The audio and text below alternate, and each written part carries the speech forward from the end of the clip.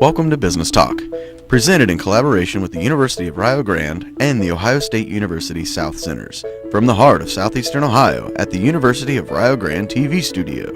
Our goals are simple: promote the University of Rio Grande and the Ohio State University South Centers, as well as advocate local small business and their support organizations. More importantly, promote southeastern Ohio as a wonderful place to live, explore, and learn. There are many different ways you can find us. The University of Rio Grande Cable Access Channel 17, live online at blogtalkradio.com, and on YouTube if you are unable to catch our show live. Introducing our co-hosts, Jason Winters, Mike Thompson, Patrick Dengel. Thank you for tuning in. We hope you enjoy the show. Welcome to Business Talk. We're here at the University of Rio Grande's cable studio, television, offices, something like that. I told you we're going to fly by our seat of our pants on this one, Mike, because our boss is not here today. Yeah, our fearless leader, Pat, is Patrick Dengel. going to learning some people some stuff. Yeah, okay.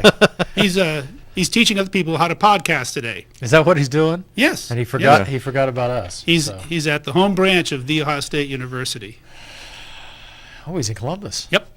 See, I wasn't sure until yesterday. I thought I had the day off. Sorry, I ruined that for you.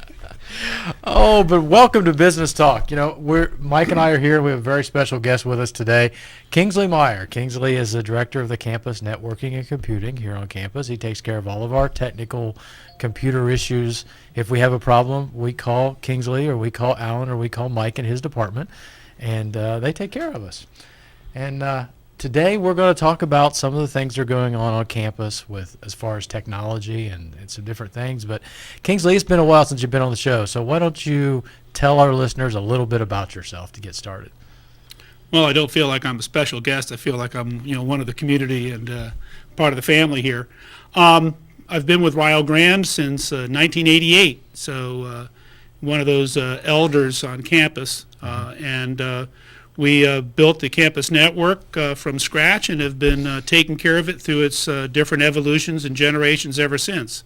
Now, since 88, you haven't been in campus networking and computing since 1988. No, Al Gore and I hadn't invented the internet by that point. I started off in adult and continuing education. Yeah, tell us about some of those different hats that you wore over the years, because you've done quite a bit around here. Well, I used to take care of the non-credit and special programs, took care of, with the deans, scheduling evening classes and off-site locations, including Jackson High School, Wellston High School, and the Meigs School in Pomeroy, Meigs High School. So used to do a road show first weeks of the semester, or the quarter back then, going out, selling books, and collecting enrollment registration forms. But today we have those branches established up in MacArthur and up at the Meigs Center. So we're very fortunate, and I moved on.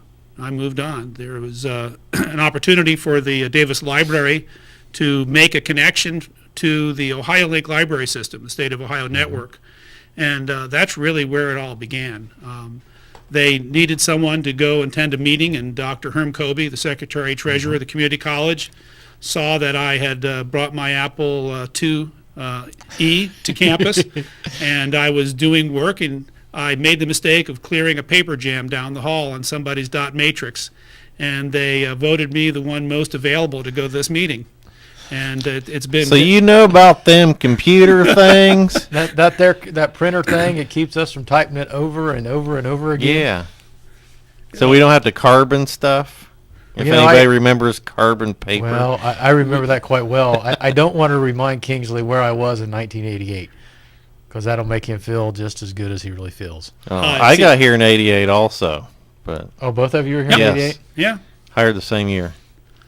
Mike came in to start a radio station and to get the engineering and the FCC licensure so that we could go on the air with a station that served our area. Take care of other equipment needs, and at the time we only had two televisions and 10 overheads to wheel around campus. Wow. And we've come a long way, but It's also gotten a lot more expensive to do what we do. Sure. I mean, 10 overheads and a couple TVs is pretty cheap compared to smart boards, classrooms, and projectors and computers and networks. We're talking, several $100,000s worth of equipment to do what we used to do with chalk and a light bulb and a mirror. And the way technology is changing, in a few years, that new equipment's outdated already. Some of it lasts. Computers, according to The salesman. laws, Moore's law is that they're going to change and everything gets more powerful. We also see miniaturization and things going mobile and the availability of wireless. But I think that's been faster. In the earlier years, in the 90s, I think that was a lot more true as far as the speed and capabilities of computers. I think it's sort of hit a wall, because I think the memory and the speed of a computer used to double every year. But they've kind of slowed down on that, and things have moved to the mobile stuff, and they've been innovating in that area. Would you agree? I would agree, but I'll point out that operating systems such as Microsoft's XP will finally go the way of the dodo bird in the month of April with its last update, and it will no longer be supported. So today, the operating systems are packing so much more in, and a lot of it is based upon networking. It's connected, and it's connected to a lot of different things. Those computers are going out and they're calling home to the mothership to make sure that everything is all systems go. And it takes a lot more memory to keep all of that running. It takes a lot more processing power so that just keeping the system safe with antivirus and malware protection and keeping it connected puts a tremendous load on a system. Do you ever worry about Big Brother with everything being stored in the cloud and the computer reporting back to Microsoft or Apple or whoever? Do you ever worry about Big Brother and You mean privacy? considering we don't know where the cloud really is? The cloud is everywhere. Do I worry about it? Yes. Or do we as a networked culture worry about it? Either. Okay. I know I can only speak on old behalf of myself. fogies like, I want my stuff right here in my hands. Did you see the interview with Jimmy Carter this week? No, I missed that. He was talking about how he handwrites or types letters to other heads of state in other countries and either sends them in the U.S. mail or hand delivers them. You mean he actually still uses a typewriter? He does not trust electronic communications, things that go digital. Yeah. And doesn't that say an awful lot about the generation that was around at the time of his presidency? Things have changed a lot. Our current president, Obama, really wanted his BlackBerry, and having concerns for communication and eavesdropping and everything is right there in the forefront today with what we hear on the news. Whether or not telephone companies should hold all of the call data and metadata and the actual conversations and who should have access and rights to it.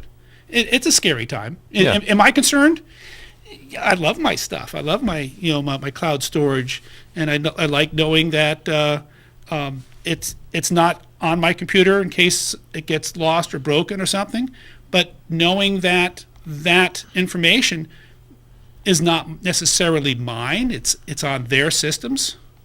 How many times have you seen things on Facebook or other social networking sites being used out of context from where that original posting was put? Oh, yeah. And I've heard people that have put things on Facebook, pictures or stuff that people have uploaded a picture of themselves, and they find it somewhere else used in advertising because somebody thought it was nice. And sometimes when you upload these things, you better check the privacy things because a lot of times it's just open to the world to use for whatever. Nobody reads fine print.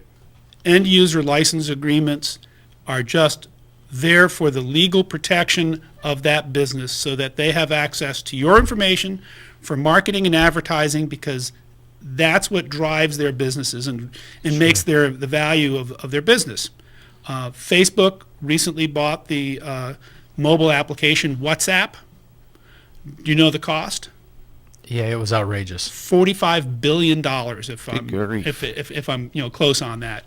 Because every conversation that is texted back and forth between mobile devices now becomes part of their ownership. They can go through with algorithms. They can dissect it. They can get information out of that, understand people's locations and behaviors. They know where we are, what we're doing, and they're going to use that to a marketing benefit. I don't know. Am I scared about it? I think I will show discretion on how I get things involved. And I don't upload everything. I notice that when people go on vacations, they don't necessarily declare that they're out of town and post pictures instantly from their camera while they're away from their homes. Yeah, I don't do that, and I got a little irritated with my daughter. Put up, tagged me. It's like, hey, we're in Dominican Republic. It's like, don't do that. I want nobody knowing that I'm out of town. Yeah, we took a little trip over the Christmas break, and that was one conversation that, as a family, we all had, because the boys have their phones, and we all have our iPhones. And you want to tell people like, hey, I'm on vacation. You're not, guys, but we know the situation. We live in the country. If you put something out there on Facebook and they realize no one's home, well, we make a home and the house really will be empty. Right. So, I use this story for the LA ISO 101 trainings, what we do for all the incoming students that attend Rio Grande. When we talk about the dangers of social networking, we have a member of our campus that decided to go down to the Cincinnati Reds opening day. Daughter posts how excited she is to go to the Great American Ballpark. They came home to a house that had been broken in and things stolen. sure. And you have to remember that where you tell people that you're going to be gone, your friends may have taken advantage of it, or they may not be your friends. Some of these applications where they use the location awareness of the device are invitations for people to be stalked. Is that where you check in? Yeah. Was it like Foursquare or something like that? Foursquare, checks you in. Other places do too. I mean, other apps, and there are just way too many of them. That's how I know when you're at the Mary Family Winery. Really? Yeah, you're checking in all the time. So Oh. just a shout out to Tim. I'm sure he's out there listening. Well, those highway patrolmen are just parked right down the street. No, I mean, are we concerned about it as a society? I don't know. I think everybody's in too big a rush to use these devices to do cool things and to be part of some collective, involvement with things. Everybody wants to have a voice about something. What I'm doing, what I'm saying is important. Everybody does think that. I'm the most boring person on Facebook. I don't talk about politics, religion. I don't post recipes. You post about composting. Yeah, composting. Yeah. and I do have some beautiful views of Pioneer Pond. Yeah. But Facebook's going to be around for a long time, and at least with our most recent provost search, while we were reviewing curriculum vitas and we were going through the letters that accompanied that expression of interest for the position, we had members of our committee that were doing Google searches, that were looking up these candidates, not looking for dirt. I think they were trying to validate things that were in the vita, and also looking to see whether or not they had a presence. Do they use social media? Are they going to be technologically savvy? And I think that's just where we are today. How many employers or human resource departments say that they do go out and do Facebook and social networking searches on their candidates? Well, and when you say someone goes out, it's not difficult. I mean, you can simply go to Google and type in someone's name, and you have all kinds of information. I was amazed at how much stuff is out there under my name. Well, people may not realize it, but you can go to the auditor's office and look up people's houses, square footages, sale prices, That's public tax domain. info. I know, but before you had to go into the courthouse and look things up. It was public then, but you had to make an effort. Now you can just sit back and check it out yourself. I have a confession to make. this morning I searched Business Talk. Right. Kingsley Meyer.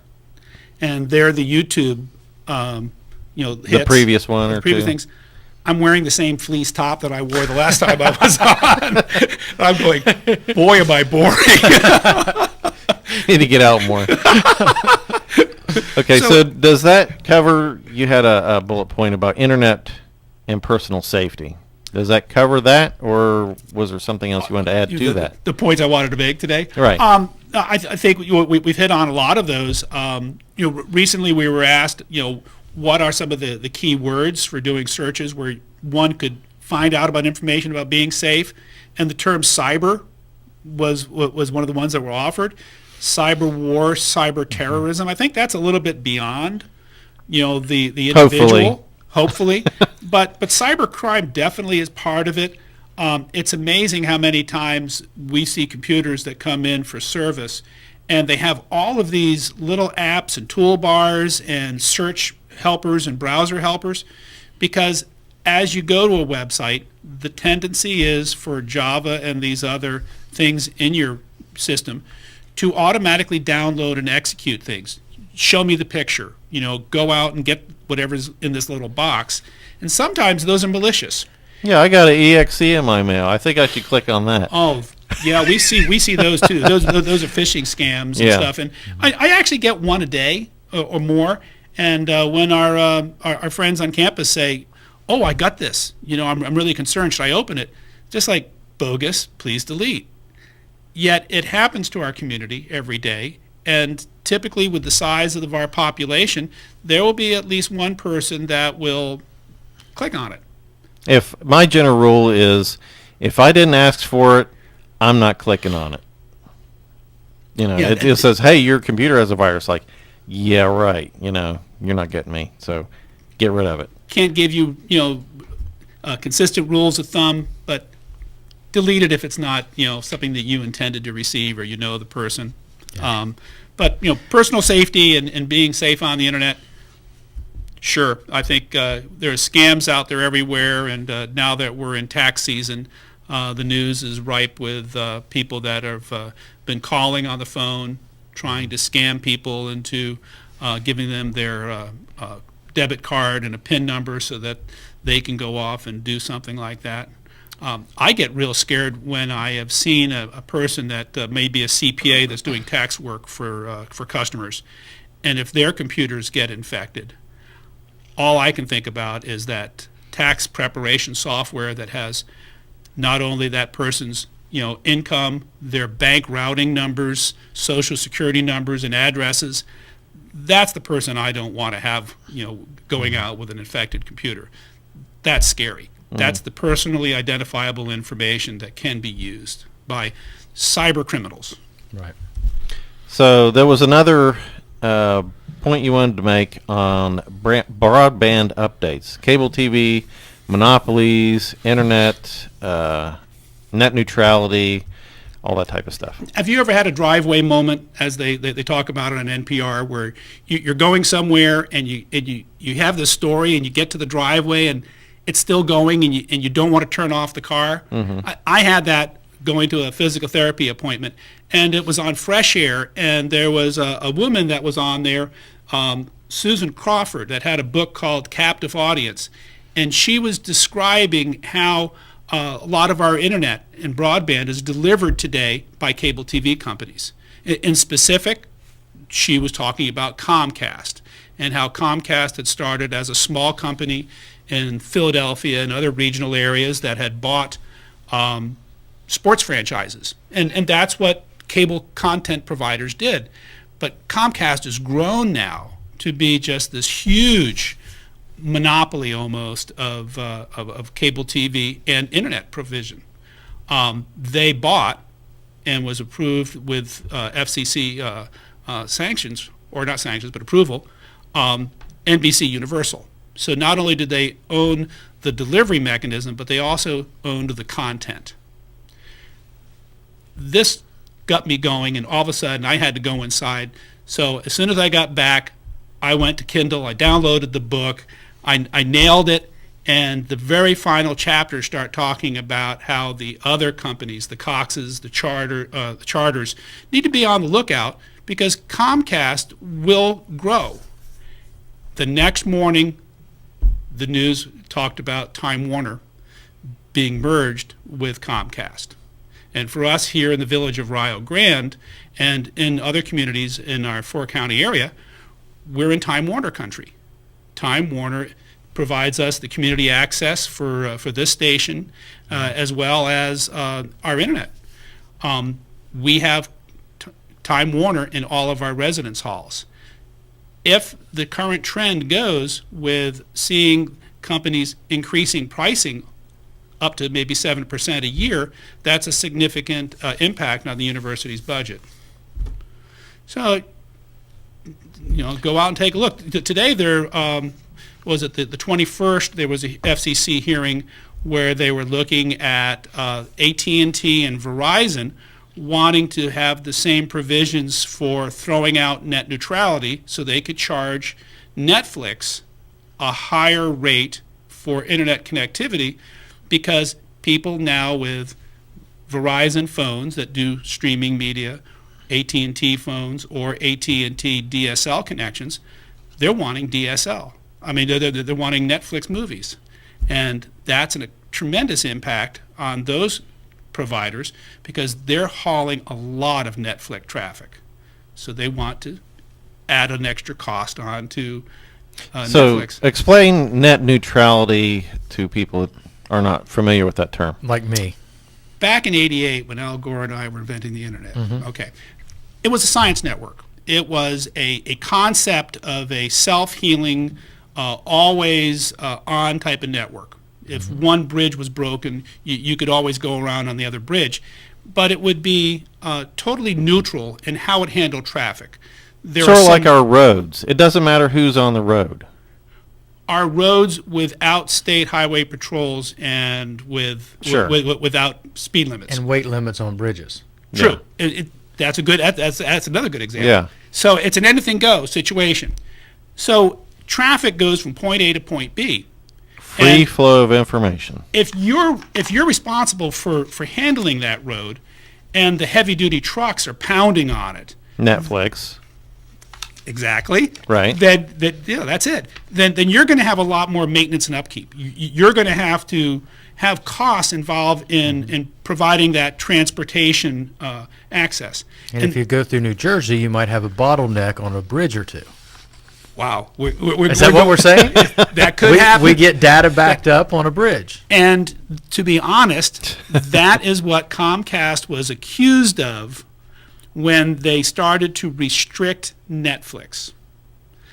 The Comcast customers were complaining about the quality of their Netflix, and the FCC in hearings heard requests to abolish the net neutrality rule, and they turned it over. So the question is now, if Apple TVs want to receive Comcast traffic, is Comcast going to be able to negotiate a deal with them? Is it going to be Hulu? Is it going to be the new up-and-coming technology that everybody wants to use? And are these edge providers going to be levied extra fees in order to make sure that, the transport companies are going to handle their traffic?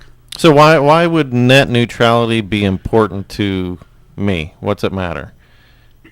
Well, net neutrality meant that it is an equal playing field.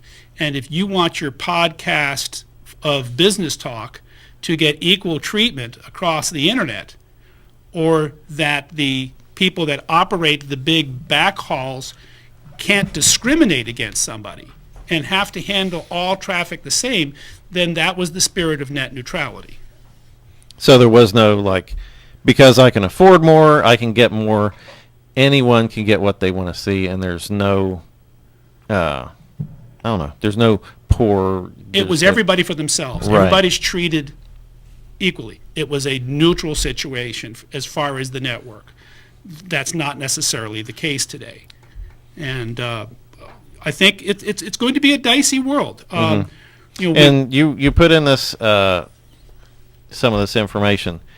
AT&T says it will lower internet bills if FCC abandons net neutrality. Now, That came out in the how last long FCC is hearing. lower, and what exactly are you paying for, and the cost of it will be passed on by someone. AT&T may lower theirs, and somebody else is going to take a bigger bite. First of all, who do you trust? And do you trust the processes in Washington, the different hearings and commissions to, And he trusts the free market, I'm sure. yes, Absolutely. but like that's what lobbyists are for. I mean, it wasn't a coincidence that when Comcast originally approached NBC Universal to purchase that, and it went to the FCC, it's amazing how many charitable organizations that were favored by the commissioners of the FCC received these huge gifts. All of a sudden, money flowed from Comcast to these charitable organizations that were pet projects. And then, that kind of greased the skids. You start thinking, well, Comcast is, acting in my benefit. Then all of a sudden, after the purchase is approved, then you just realize that you've been bought. Yeah, no I'm better than sure a AT&T 5-year-old kid that's like, okay, you be good and we'll take you to the park. They're good, and then they act like heathens after they come home. Well, I think it even gets back to just pure economics. When you're talking about, Sounds like a business professor. well, Yeah, that's boy. exactly why I'm bringing it out here. I'm trying to bring it over to my side of the table. Business talk. We talk about infrastructure. We've talked about highways and bridges. Sometimes we forget when we're driving down the road that somebody has to maintain those. And we talk about all of the We don't potholes. forget about it right now because there's potholes We everywhere. hit the potholes, but we do. But actually we do. We do forget that somebody has to maintain those. Right. We yell that our state's not out there patching the holes, and we forget that the state has to have money to patch them. I'm going to assume that the same thing is true of our internet. Somebody has to supply that network out there with updates, with New equipment. infrastructure, with new equipment. I with don't suppose you're a maintenance. conspiracy theorist, are you? Maybe a little. Okay. The other part of that is, do the costs get distributed equally back towards the maintenance of the network, or does somebody end up making huge golden parachutes, coming up with a lot of individual personal wealth versus benefiting the whole, benefiting those people that are paying their monthly cell phone bills? So I would maintain that it's probably a little bit unbalanced.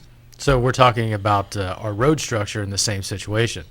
Those of us who work and pay taxes support the infrastructure, while others may not support their equal share.